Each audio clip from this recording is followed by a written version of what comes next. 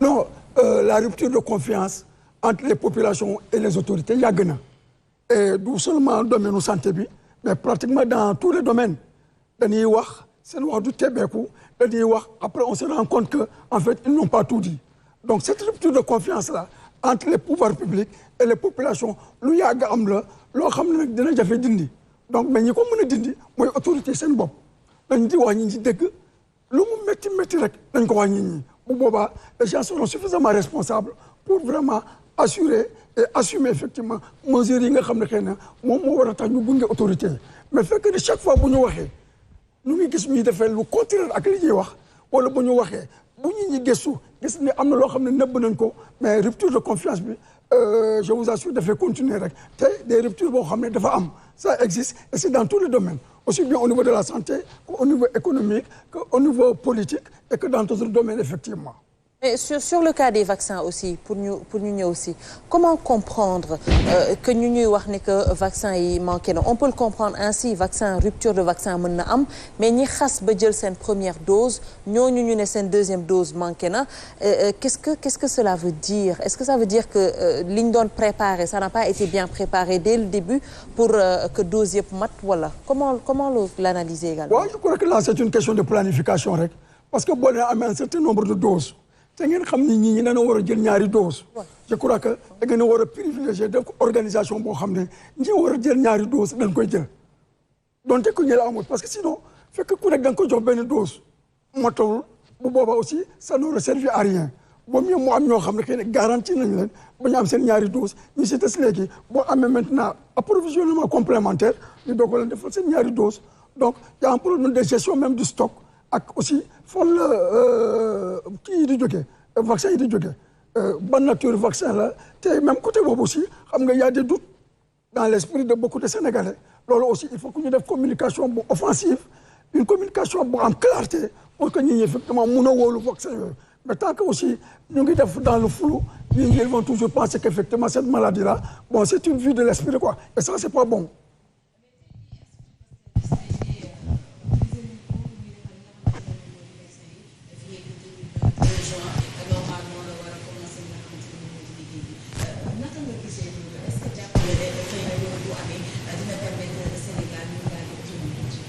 Bon, sur ce plan-là, j'ai un sentiment ambivalent. J'ai un sentiment ambivalent, c'est-à-dire que le bar, que effectivement, on a une unité au niveau du Sénégal, on peut produire un vaccin pour les Sénégalais et pour effectivement les autres pays africains. Mais aussi, on a une unité pour uniquement produire un vaccin, alors que ces structures hospitalières, vraiment ça laisse à désirer amolal yu doy pour dire aspirer ça joko c'est malade amuloko vraiment c'est-à-dire qu'il y a un hiatus quoi c'est-à-dire entre cette ambition là et la réalité du terrain vraiment ça fait poser des questions. Mais coopération financement boo xamante ne Team Europe bi ñoom ñoo ko financé pour permettre Sénégal mu mën a def li nga xamante ne moom moo di vaccin yooyu. Mais il faut l'accueillir avec de manière positive. Waaw. mu ngi noonu mais commissaire tey jii gis nañ également par rapport ak li nga xamante ne moom moo jëm ba tey ci wàllu vaccin yi ki nga xamante ne moo di ministre bi ñu dénk wàllu budget économie daal di wax ne commandé nañ pour permettre ñi nga xamante ne ñoom ñoo di sénégalais ñu bénéficier wu ci yooyu vaccin nee na mu ngi koy wax tout à l'heure am na ñu bari ñoo xamante ne dañoo jël seen dose ba.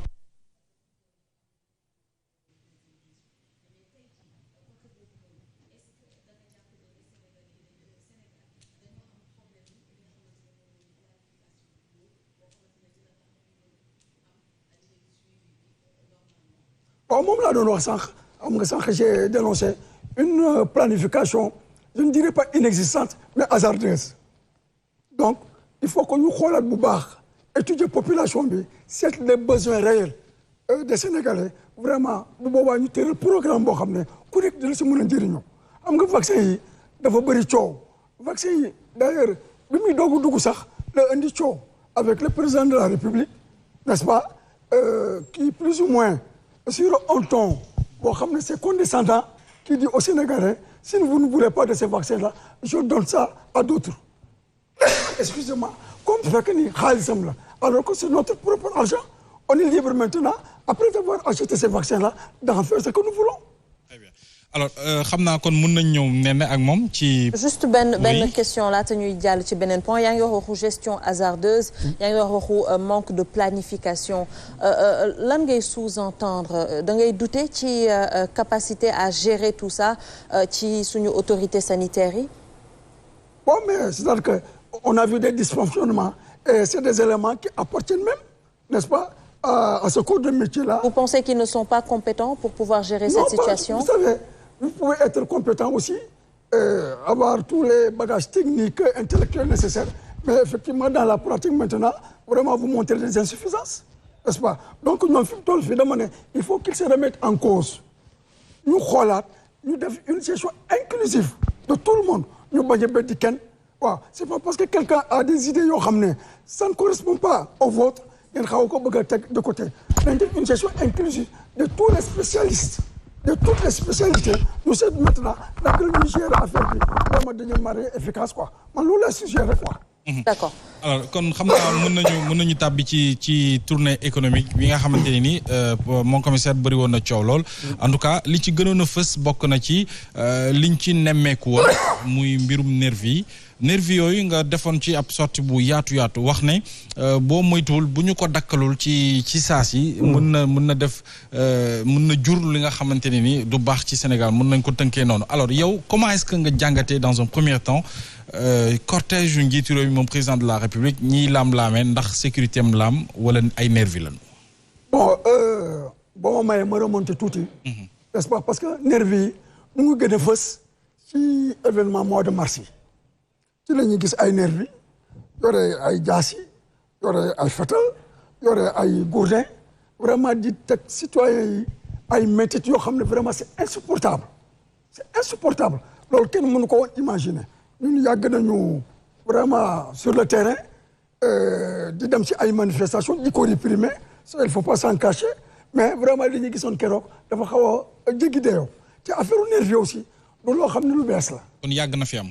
parti socialiste amoon nañu seen nervi les tontons Macoute PDS amoon nañu ay Kalobila ñi am seen marron du feu mais jamono parti socialiste ak Kalobila yi ils évoluaient dans un cadre strictement privé. kenn musu leen dugal ci dispositif officiel. bu Sénégal. mais avec les événements de mars on a vu des nervis le ministre de l'Intérieur a dit que il y a pas de nervis dans la police je suis entièrement d'accord avec lui mais ce jour-là il y avait des nervis aux côtés de la police. waaw parce qu'il y a une petite nuance. il y a pas de nervis dans la police peut-être que xëy na fan yii di ñëw. dinañ ci discuter mais il y avait des nervis aux côtés de la police la gendarmerie qui cautionnaient leurs actions à la limite comme je disais on avait l'impression que les forces de défense et de sécurité qui avaient une mission régalienne avaient délégué ces missions-là avaient sous-traité ces missions-là avec des nervis. Et ça ne devait pas se passer comme ça. Non, ça ne devait pas se passer comme ça. ay nervis yu agir ci kanamu ay police wala ci ay kanamu gendarme dem ba sax di xëccante ak ñoom ci kaw li ñuy bund xataal ñoom nervis yooyu askan wi mu doon image bu choqué sénégalais yi. non man ban jàngat nga bi ma ko njëkk a gis dam ci am gàcce daal. am ci am gàcce parce que dama ne lii police waru ko mën a nangu gendarmerie waru ko mën a nangu mais en fait xam nga ni dëkk bi nu mu doxee quelquefois le policier il est sous l'autorité de politique. quelquefois xëy na dina nangu def loo xam ne xëy na du coobare boppam mais loolu dañ ko waroon a bañ parce que nervi yi